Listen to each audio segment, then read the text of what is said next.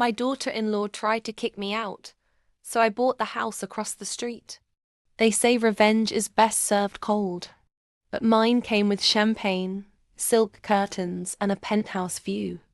I'm Eleanor, 68, widow, retired teacher. For years, I lived quietly with my son, Mark, and his wife, Vanessa. I paid for that house, every brick of it.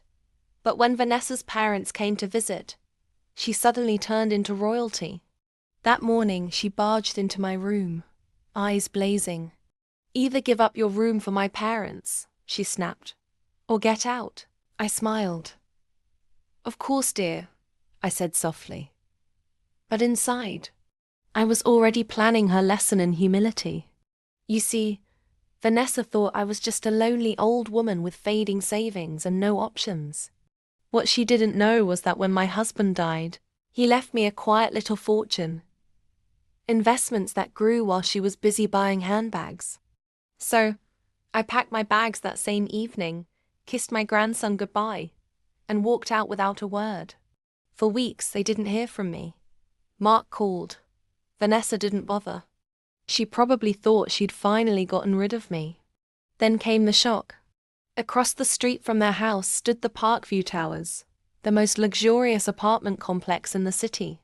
Units sold for millions. And on a bright Friday morning, a black Bentley rolled up to its entrance. And out stepped me. Draped in cream silk, sunglasses perched, I handed the keys to the valet and walked into the lobby. From their window, Vanessa froze. My new apartment was directly across from theirs. That evening, as she and her parents were having dinner, she looked up, and there I was, standing by my massive glass window, holding a glass of red wine. I smiled and waved. Her fork dropped. But the real twist, that apartment wasn't just a new home. It was theirs. The Parkview Towers project was owned by my late husband's company, which I now controlled.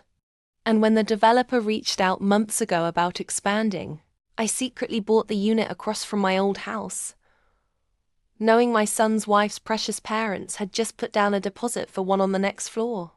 A week later, Vanessa received a notice. Ownership dispute. Property title retracted pending review.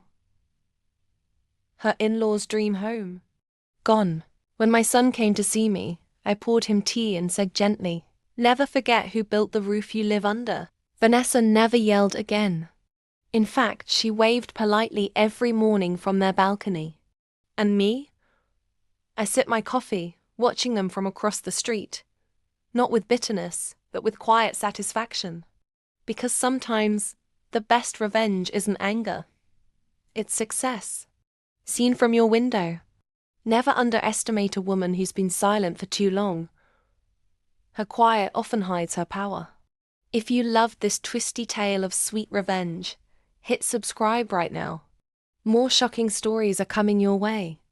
Stories that prove one thing: karma never forgets an address.